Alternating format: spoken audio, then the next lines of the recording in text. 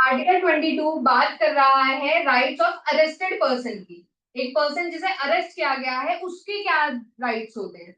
तो अरेस्ट आपके दो तरह के होते हैं, एक होता है प्यूनिटिव अरेस्ट, एक होता है प्रिवेंटिव अरेस्ट। प्यूनिटिव अरेस्ट जहां पे आपने कोई क्राइम करा है, आपको पनिश करना है या मुझे इन्वेस्टिगेशन करनी है, तो मैं आपको अरेस्ट करती हूँ। देखो जो मेरा प्रोसीजरल लॉ है ना, बीएनएसएस, वो कह रहा है कि मुझे अरेस्ट कब करना है, जब मुझे लग रहा है कि बंदे को अरेस्ट नहीं करा तो इन्वेस्टिगेशन नहीं हो पाएगी, ये भाग जाएगा, एविडेंस टैंपर कर देगा, ये विटनेस को भड़का देगा, तो ऐसे सिचुएशन में मैं अरेस्ट करती हूँ। अदरवाइज मैं अननेसेसरी आपकी पर्सनल लिबर्टी को कर्व नहीं करूंगी।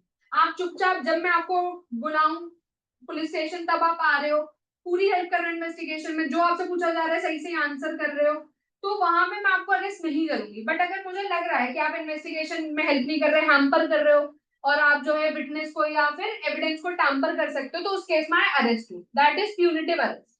प्यूनिटिव अरेस्ट के केस में मेरे क्या बेसिक राइट है, सबसे पहले ग्राउंड ऑफ अरेस्ट बताओ, किस बेसिस पे मुझे अरेस्ट कर रहे हो, ये मुझे पता होना चाहिए, मुझे ग्राउंड ऑफ अरेस्ट पता हो, ये मेरा बेसिक फंडामेंटल राइट है। दूसरा, लीगल एड मुझे प्रोवाइड हो, लीगल रिप्रेजेंटेशन मुझे प्रोवाइड हो, मेरी चॉइस का लॉयर मुझे रिप्रेजेंट करे, ये मेरा राइट है। अब मेरी चॉइस के लॉयर का मतलब ये नहीं है कि मैं पुलिस स्टेशन में बैठ के बोल रही हूँ कि वो सलमान खान वाले लॉयर को बुला दो, वही बचाएगा मुझे।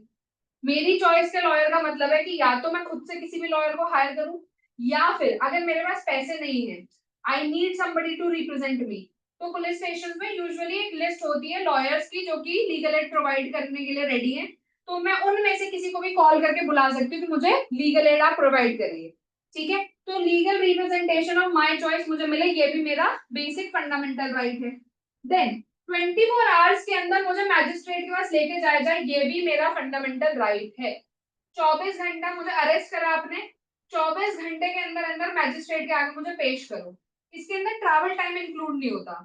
लेट्स से 23 घंटे में जेल में रही, फिर मुझे लेकर जा रहे थे मैजिस्ट्रेट के पास, तो 2 घंटे लग गए, रास्ते में ट्रैफिक था, तो अब मेरा अरेस्ट 25 घंटे नहीं हुआ, 23 घंटे ही हुआ है।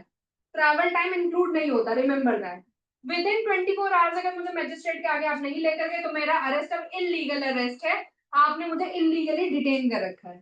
ठीक है, इसके अलावा और भी राइट्स हैं जो कि अलग अलग केसेस जो आए हैं उसके थ्रू हमें मिले हैं, कि जैसे जो एक्यूज पर्सन है जिसको भी आपने अरेस्ट करा है, आप उसको तो बताओगे ग्राउंड ऑफ अरेस्ट, आप उससे अरेस्ट मेमो साइन करवाओगे। ठीक है, अरेस्ट मेमो के अंदर भी ग्राउंड ऑफ अरेस्ट और आपके राइट सब लिखे होते हैं। फिर ये अरेस्ट मेमो जो भी आपका एक्यूज पर्सन है वो साइन करता है, और फैमिली का कोई एक समझदार बंदा कोई भी साइन करता है इसको, ताकि आपकी फैमिली को नोटिफिकेशन मिल गया कि हाँ इसको अरेस्ट किया गया इस ग्राउंड पे। अगर फैमिली में कोई भी नहीं है, लेट्स से आप रेंट पे रह रहे हो, कोई भी नहीं है घर में, तो उस केस में आपके एरिया का, आपके मोहल्ले का कोई एक समझदार इंसान होगा, उसको बताया जाएगा, जो आपकी फैमिली को कांटेक्ट करके बता सकता है। आपको एक कॉल करने का अधिकार होता है कि आप अपने फ्रेंड को, अपने किसी फैमिली मेंबर को, अपने लॉयर को, किसी को भी कॉल करके इन्फॉर्म कर सकते हो कि मुझे अरेस्ट किया गया इस ग्राउंड पे। ठीक है, इसके अलावा आपके साथ कस्टोडियल टॉर्चर नहीं हो सकता, आपके साथ 3rd डिग्री टॉर्चर नहीं हो सकता। आपकी तबीयत खराब है तो आप मेडिकल एग्जामिनेशन के लिए कह सकते हो कि मेरा मेडिकल एग्जामिनेशन करवाओ। तो ये सारे आपके अदर राइट्स हैं प्यूनिटिव अरेस्ट के केस में, जो कि लीगल राइट्स हैं, स्टैट्यूटरी राइट्स हैं, अलग अलग जजमेंट्स के थ्रू कोर्ट ने कहा है कि ये आपका राइट है। अब हम आ जाते हैं प्रिवेंटिव अरेस्ट पे। प्रिवेंटिव अरेस्ट कह रहे हैं कि आप कोई ऑफेंस करने वाले थे, उस चीज से आपको रोकने के लिए, प्रिवेंट करने के लिए मैंने आपको अरेस्ट कर दिया। ठीक है, this is preventive arrest. Now preventive arrest जो है, लेट्स से कि अंबर जो अपने फोन पे बार बार सर्च करती रहती है how to make bomb, how to make bomb, मुझे लगा ये बॉम्ब ब्लास्ट करने वाली है कहीं पे, तो I started tapping her phone, पूरा वो लीगल प्रोसीजर फॉलो करते हुए, तो मुझे लग रहा है she is going to plant a bomb, तो मैंने उसे प्रिवेंटिव अरेस्ट में रख दिया।